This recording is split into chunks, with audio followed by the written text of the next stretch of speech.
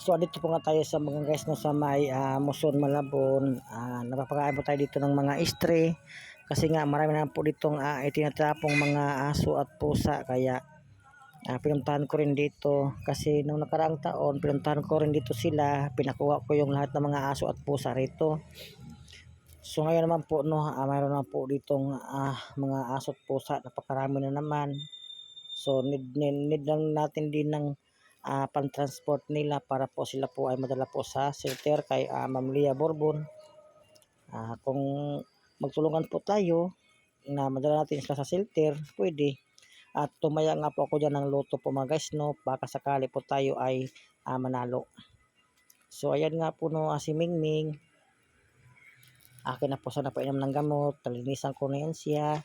Ayan po no, ay pinainom ko na po siya ng antibiotic. Yan po yung antibiotic po no, yan po yung Amoxicillin. Yan po, antibiotic po yan. Mabisa po yung gamot.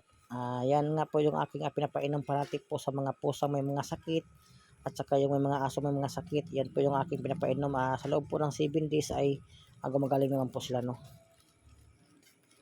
Sa nais pong magtanong, ayan po, nandyan na din po yung gamot po ng pampatak sa mata, yung mga dikit-dikit, yung mga nagmumuta-muta, yung may nana ang mata.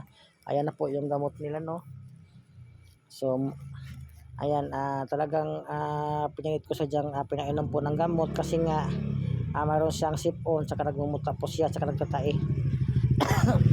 Yan po yung mga pusa po ni nanay na ating pong ginamot lahat, at dyan po ay akin na po silang pinapakain, at nagdala rin ako ng 1 galong tubig para po sila ay makainom. Yan din po yung aso po na nandoon sa may kanal, at atin na po siyang naparescue at pinadala po kay Ma'am Lia Borbon.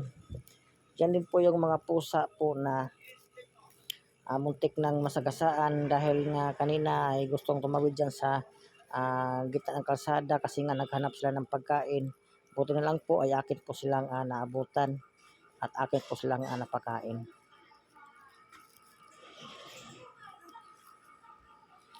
So ayan po no, dyan po yan sa May Paho. Yan po yung Walter Mart po na May Paho, Caloocan City, Mabini Street, Barangay 25 po yan. So yan po yung mga istre po na ating pinapakain araw-araw. Buti na lang po ay mayroon po nagbigay sa atin po ng 1 sakong cat food, at yun nga po ay nag-ikot-ikot na po ako para po mapakain ko po yung mga istre. Kahit saan po ako nag-ikot-ikot po no. Nag-ikot po ako ng Malabon, Caloocan, Tondo, Manila, Valenzuela at saka Santa Mesa. Ikot-ikot po ako niyan, at saka madala rin akong mga gamot. Kung ano mga aking nakikita pong mga istre na mayroong mga sakit ay akin po yung pinapainom agad ng gamot. At saka madala rin po akong mga vitamins, antibiotic. Lahat po tayo po no, may kumpleto po tayo sa gamot. Need na lang po yung mga talagang mga emergency mga pusa na talagang dalhin na sa vet, yung mga ganyan. Kaya ayan nga po no.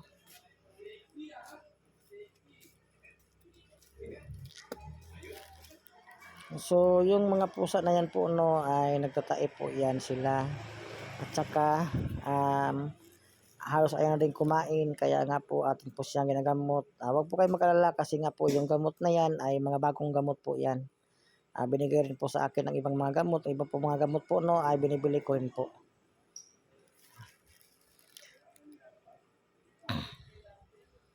So sa mga gusto pong tumulong po sa mga transport sa mga aso doon sa Muson Malabon, ay magtulungan po tayo para po sila ay madala po natin sa shelter po kay Ma'am Lia Borbon. So medyo mahaba nga itong